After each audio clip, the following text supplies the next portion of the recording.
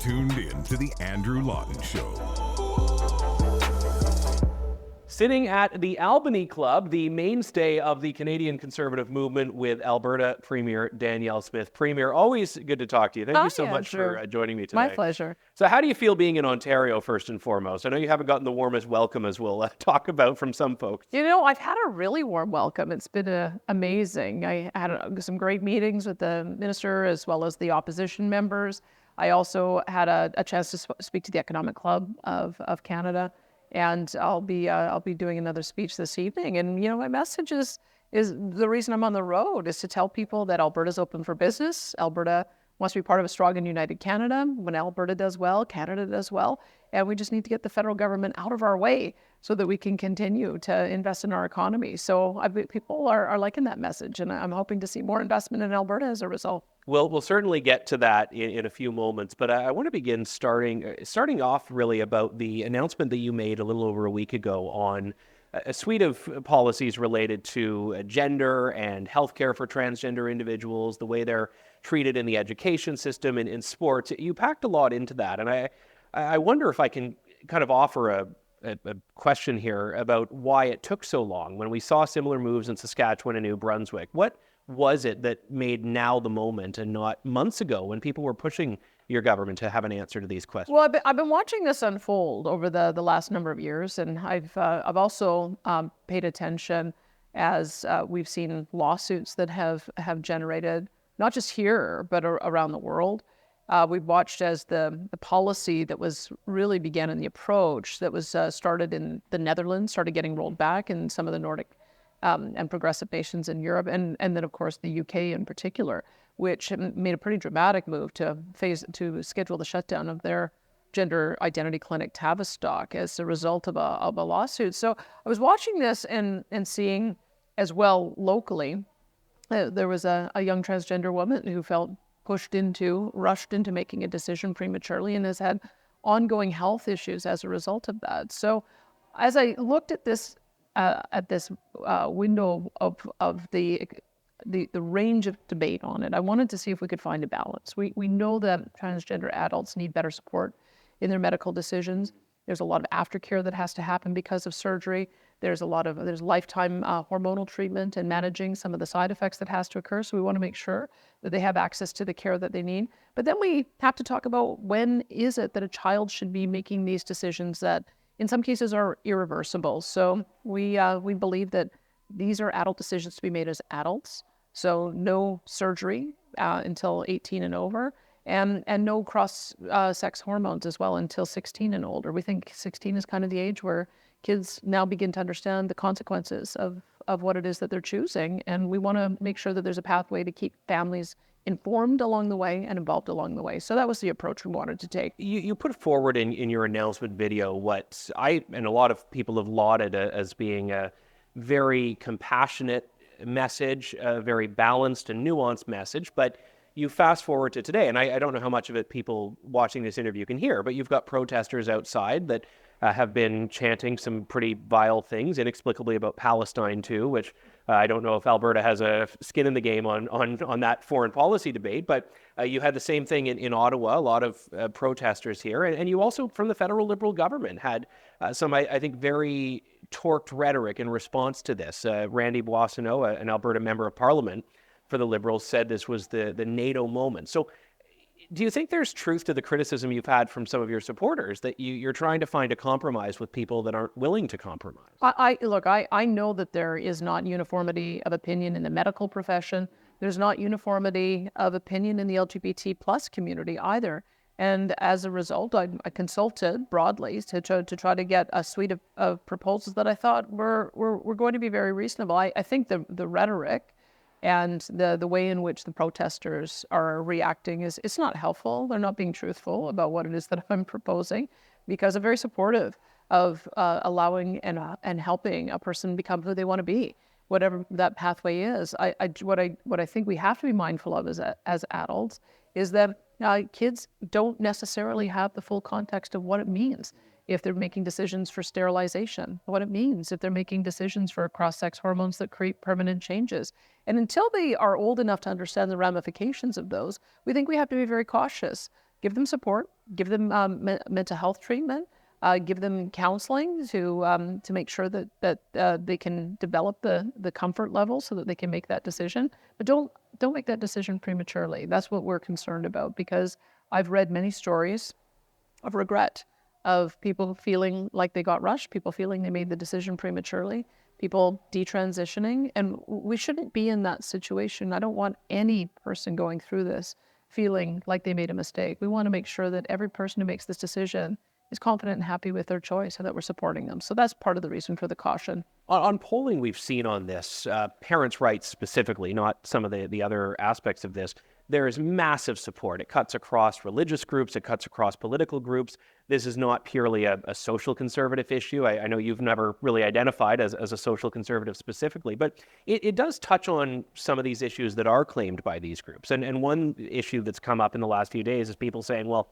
if you're requiring parental consent for gender transition, why not parental consent for abortion as well? I would say people want to know what's going on with their kids. That's the reason why. And this is a long transition process. It begins with the renaming and the adoption of pronouns, moves on to puberty blockers or cross-sex hormones, and then ultimately ends up in surgery and a complete transition. And families need to be involved in every step of that process. These are lifelong changes that a child is making, and so we want to make sure that the changes that they're making are ones that they can live with. On the other issue, as you know, I'm for choice, and I do believe as well, similarly, having a child is a lifelong decision, and it's one that the parent is the one principally who should be making that decision, and the parent is the one who is having the child. So I think we have to make sure that young people are not abused. And they're not, and that's not the reason. Sexual abuse is not the reason for why it is that they find themselves pregnant. But I would leave that to the child to make sure that they're making a decision that they can live with. Are you concerned about the federal government trying to involve itself in some way? Are there mechanisms the federal government even has available? Because they've clearly decided this is a policy they take great issue with that you're advancing in Alberta. Well, I think again, I had part of the reason for my caution and delay is I'd really hoped that we could depoliticize this. There are serious concerns. Hasn't really worked out, has it?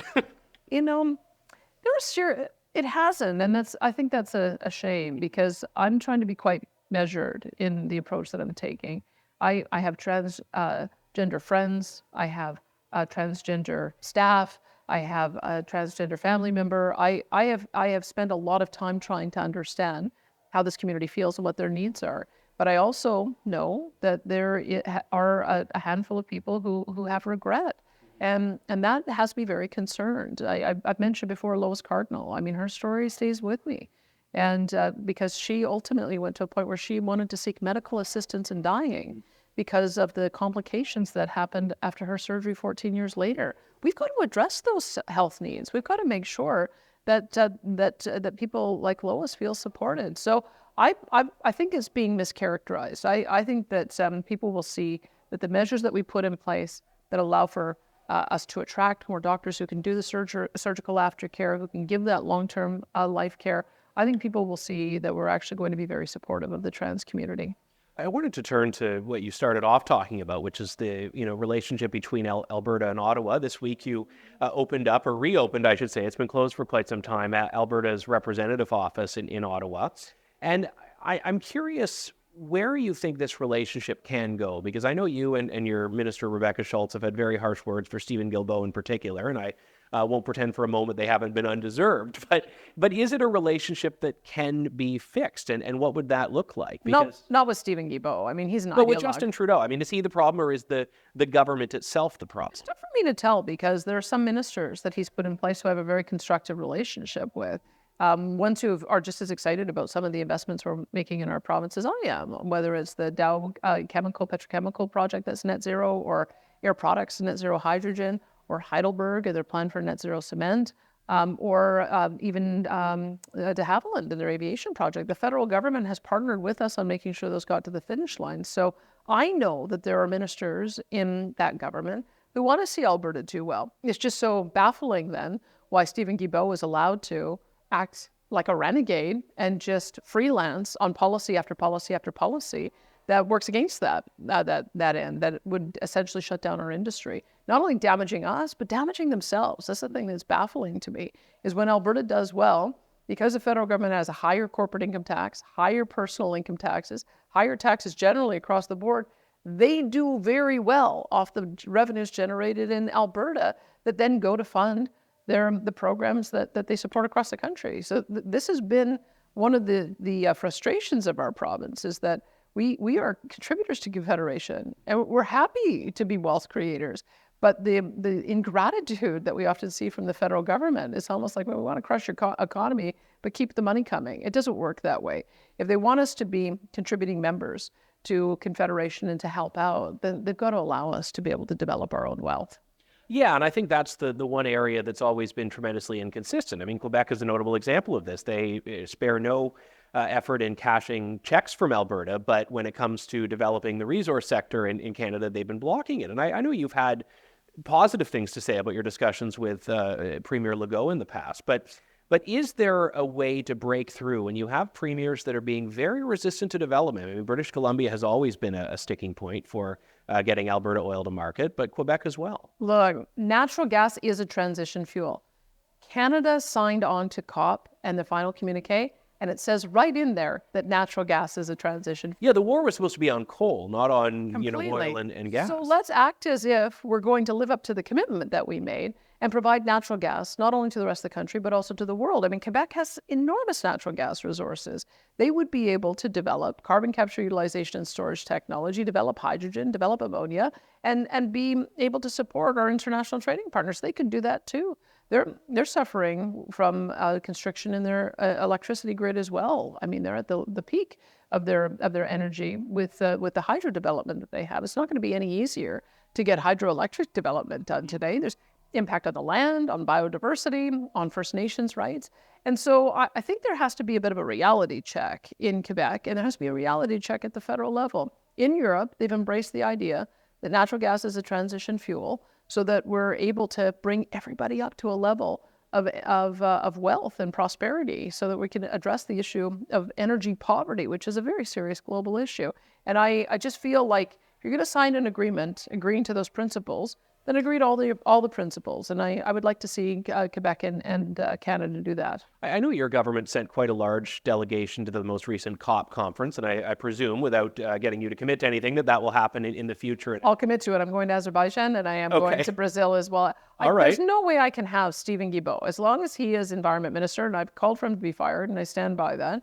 As long as he is environment minister, I will have to go to those conferences, because he cannot represent Alberta's interests on the international stage. So you kind of answered the question I was going to ask, which was whether you are able to or trying to do an end run around the federal government. But is that what it's had to come to now, that provinces have to basically have their own, their own diplomatic corps, basically, to start representing Canada's interests at these fora? There's no question we have to. I mean, it's part and parcel of why we're represented now in Ottawa. Quebec is represented in Ottawa. They have an office there, and I find that very interesting, being that most of the civil service is from Quebec, and that they're right across the river in Hull, and yet they felt a need to be able to have a diplomatic office in Ottawa. Well, if they're there, then we should be there too. They're internationally at more international offices as well. Internationally, they also go to all of these conferences. And internationally, they also sign on to subnational agreements that are hostile to our interests. So my view is that there are a lot of energy-producing nations in the world, and subnational governments that want to do the right thing, that want to find ways to share technology, use carbon capture, utilization, and storage, develop hydrogen, develop ammonia, and increasingly in Alberta, look at things like geothermal and brine lithium as a way of taking our current resource and using and developing it in a different way. And we want to share that technology. So I want to assist in bringing the subnational and national governments together who are energy producers, so that we can share that technology. And I think that the COP meetings are the perfect place to do that. So I think that you'll see a much stronger presence of Alberta in the future. I know it's very easy for Albertans who voted against the Liberals in the vast majority of the province in the last federal election to find a foe in the Liberal government right now. And I think that probably makes your job easier in a way, because you can kind of point to Ottawa and this government. But Alberta has not always had great success historically with Conservative governments federally. I think of the Brian Mulroney years, which were perhaps preferable to Pierre Trudeau, but not by much to a lot of people. And I'm curious, not to, force you back into your previous role as a political commentator, but I'm curious what your sense is from what Pierre Poilievre has said to you, either privately or what he said publicly, about what a change in that direction would mean for Alberta. Would it make a lot of the issues that you have with Ottawa go away, or are there still some grave concerns you'd have that are general, regardless of who's in power federally? One of the things I find that Pierre Poilievre says a lot is, let the province run provincial jurisdiction. Let the province run the hospital. Let the province run the school system. Focus on the things that the federal government should be focused on. They've got a big job to do. They have to express who we are on the international stage in international trade and foreign aid, in national defense. They have to develop immigration policy. They have to manage our money supply and the value of our dollar.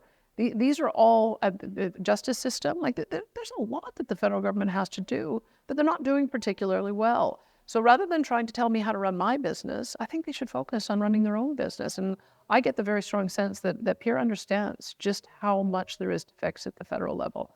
He has no interest in micromanaging the provinces. I think we'll find lots of areas of collaboration. So if there's a change of government, I think it'll be very good for Alberta. Premier, thank you. My pleasure. Thanks for listening to The Andrew Lawton Show. Support the program by donating to True North at www.tnc.news.